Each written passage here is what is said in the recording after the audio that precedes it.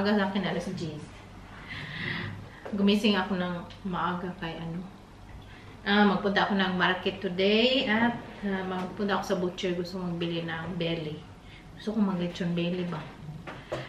Yung yung panit kasi may magtumas pa ako dito, baka masira, sayang. Yung pagkain natin sa omelet mushroom. Mag-omelet tayo. Ganyan ako pag magpa-omelet si Zaki. Kasi sabihin niya, yan o pag gabi. Oh, I would like to eat some omelet. So, yan. Iwain ko yan siya. Pagkagabi. Ready na. Yan na mantika. Nag-ano din ako nung nagbiko nung kagabi. Nagbiko din ako kagabi. Pero kahapon wala man tayong vlog.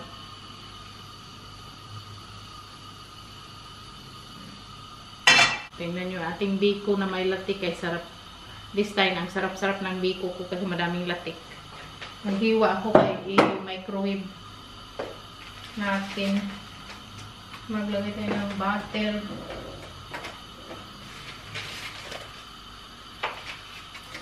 Unahin natin yung mushroom. Kaya lagay ko is mushroom, spring onion, sweet paprika, at ham.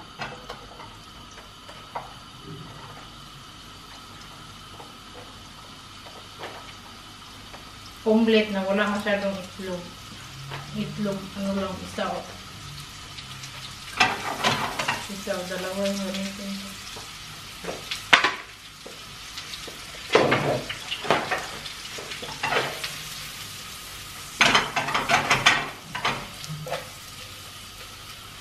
Lagyan ko siya ng spinach kasi may spinach pa pala kami. Lagyan natin yung paprika at ham. Daming ito eh. Lagay-lagay.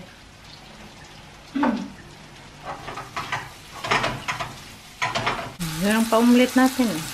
Kasi lagay ko pa yung itlog, spinach at cherry tomato. Daming veggies. Ating yummy omelet. Lagay ko ng parmesan cheese sa ibabaw. Kinayan kayong spinach, baby spinach. Pwede man yan siyang kainin na raw. Ito na yan. So, yan na lang natira na bread na ginawa natin. Mamaya mag-bake na naman tayo. Ito na yung breakfast ni Saki. Yung omelet, hati kami. Tapos, yung bread, kinahati ko, tinos ko. Diba? Ang sarap. Tapos, lalagyan ko siya ng toppings din. Yung homemade pesto natin, nagawa din ako kagabi. Hindi na ako magbili sa kunin kay mahal. Magawa lang tayo. Pero, syempre, kung magawa tayo, madaming ingredients, bibilhin. Lalo na ang pine nuts, ang mahal.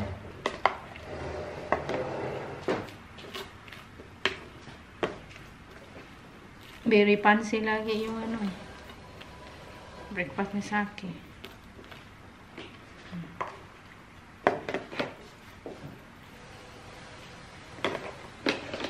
Bahok cheese. Yung very mabahok.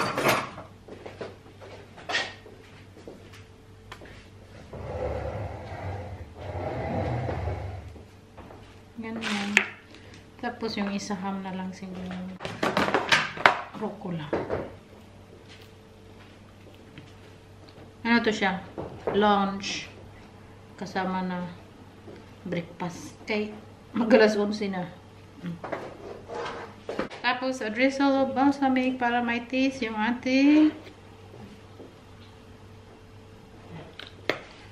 yung sliding door namin nasira. So, yung siya, mag-clap ba pag malakas yung hangin tapos maulan pa sa labas. Lagay niya yung pinush na yung table doon para may may makaharang sa pag-clap-clap ng door.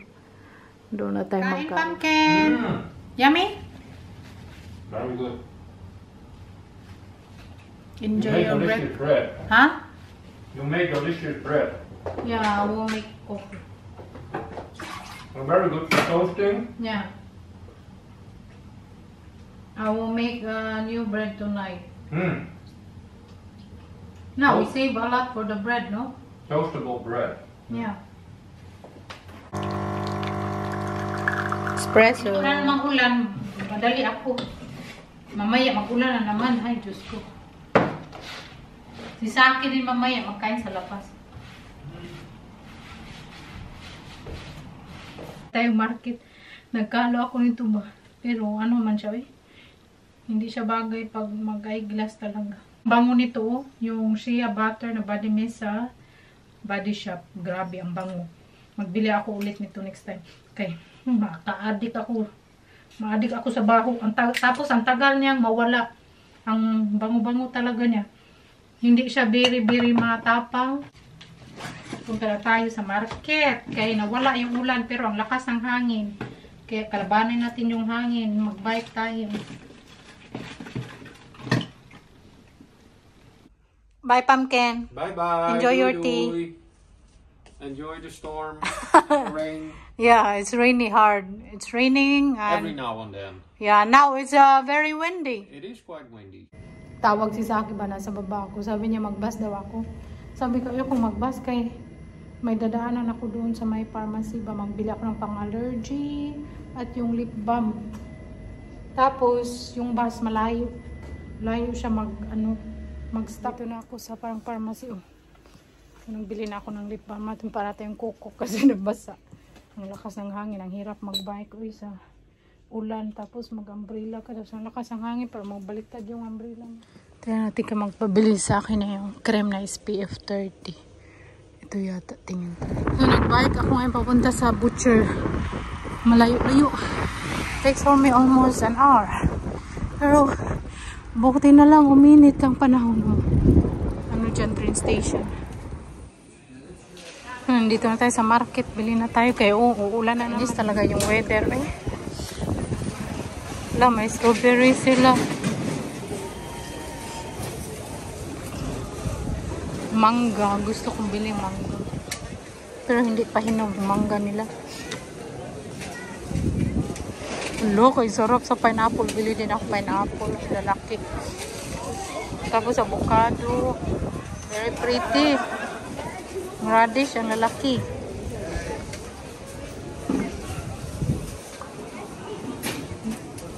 Three pack 550.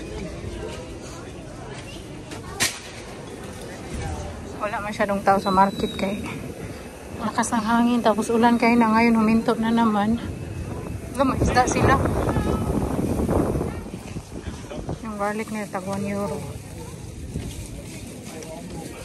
So uwi na tayo. Ay, wala na talagang ulan kaya happy ako. Ang dami kong napabili today.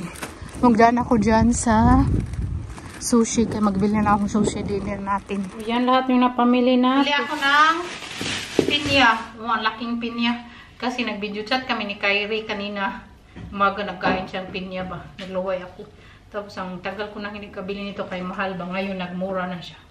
So nagbili ako. Ang laki, ang bigat din. So balatan natin yan.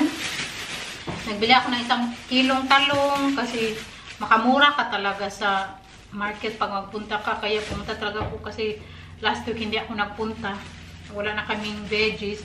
Kasi magbili kayo sa supermarket. 1 euro yung isa. Tapos doon tag 2 euro per kilo. So mas mura talaga. At bumili ako ng garlic. Oh. Pero itong garlic na to 89 cents. Mas mahal siya pero last time bumili kasi ako ng 1 euro na package na garlic. Pero minsan kasi nag-molds na ba yung parang sa ano niya dito. So ito. Makikita mo talaga na fresh at malaki. So isa lang yung gagamitin mo. And magbili tayo doon ng blueberry. Wala na sa man to eh, nabasa. May nalata. Blueberry kasi always kaming may blueberry. Coriander, tapos pang ano to siya, pichay, pang gusto niya sa akin magsinigang. Kaya nagbili ako ng 3 kilo na pork. Ito na yung 3 kilong pork na bigat. Bukas natin to litsunin kasi ilitsyon ko siya 3 kilo. Tapos hindi man siya maubos. Ilagay ko lang sa preset. Tapos mag-lechon paksiw, ganyan. At lechon sinigang, masarap. Tapos nagbili tayo ng avocado. Ano nun to siya? 1 euro. 3, mura na. Tapos nagbili tayo ng mangga kay masarap sa biko. Hi in everyone. Nag-take out lang ako ng sushi. Tapos naganyan kasi. Nag-bike man tayo. Parang namashi. Hindi siya nagbigay na ano. Tapos sushi nila. Si Saki magkain mas labas. So, take out na lang tayong sushi. Ang laki man ito eh.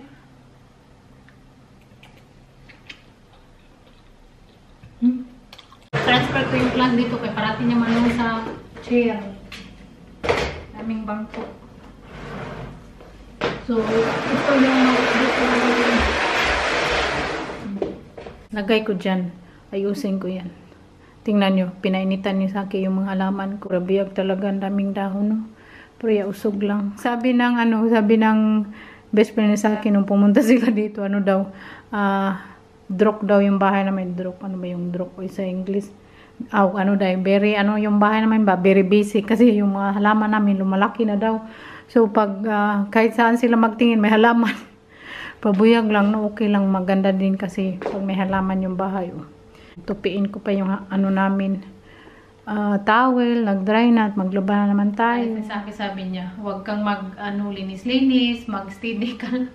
Manood ako ng movie kasi gusto niya, no, na minsan ba, makita niya akong manood lang movie, relaxing, whole day, walang masyadong gawin ba. Pero ako kasi yung tao ba na maboring pag walang gawin bitaw. So, pag nasa bahay lang ako, wala siya, maglinis-linis, kahit malinis na, or ibahin ko yung pag-decorate ng bahay, ganyan ako. Magkain.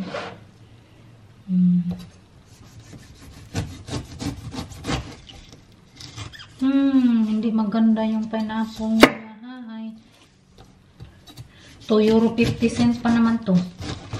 Kasi minsan tag 3 euro.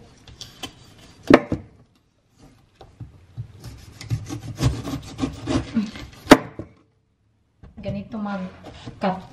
Ganito mag-ano ng pineapple ito. Ganyan lang. Kasi gusto ni Saki, mawala talaga yung mga mata-mata ba. Yung may madaming mata. So, lahapin talaga. Mag-uwi ako sa Pinas pagkatapos ng aming kasal namin dito ni Saki. April man yung kasal namin dito ni Saki. Pohon, malang Ginoo. Excited ako mag-uwi ba? Malayo pa. Miss ko na yung mama ko, si Kyrie at Tiziana. Kasi parang mga anak na sila. Hiwain ko kaya. Ako yung ating nabili na baboy. Alam niyo ba, mura doon yung binibilhan ko pero malayo. Okay lang kasi mura.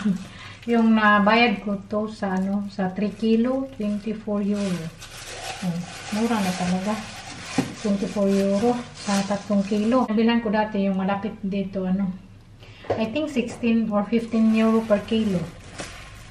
Diba? Malaki rin siya. Igasan natin.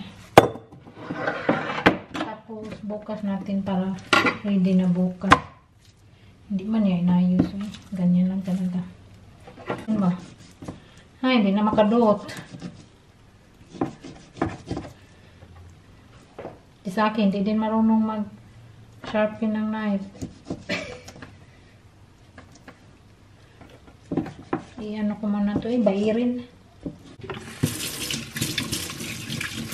Sukin, tapos lagyan ng mga yung spring onion, garlic, sili, tapos onion, bango, garlic powder at paminta. Kung hindi nyo pa nagawa yung lechon belly natin, gawin nyo. Nasa mga vlog ko na yan. I-search nyo lang. Labmer. How to make lechon belly by Labmer. Pero kasya sa sa kurente. Kasi 4 hours ko siyang lulutuin sa oven. Slow cook. Pero masarap naman. Kaya this time, nagbili talaga ako ng 3 kilo. Kasi mas mura man pag 3 kilo yung bilhin. At pag gusto kong kumain ng sinigang na lechon. Masarap kasi yung sinigang na lechon kaysa yung yung isigang mo lang ba. Mas more tasty siya. Kasi sa akin din, gusto niya yung sinigang na lechon. Kaya ilagay ko na lang siya sa freezer. At gawing lechon paksi. Tapos ko na i-roll. Lagay natin dito. Hindi kasya. Hindi man kasya. Wala man akong malaking lagyan. Wala man akong malaking lalagyan. Very pretty pagka-roll ko. Kahit ako lang mag-isa. Sariling sikap. for today's video. I hope you guys enjoy and see you again in my next video. Bye bye. We love you all.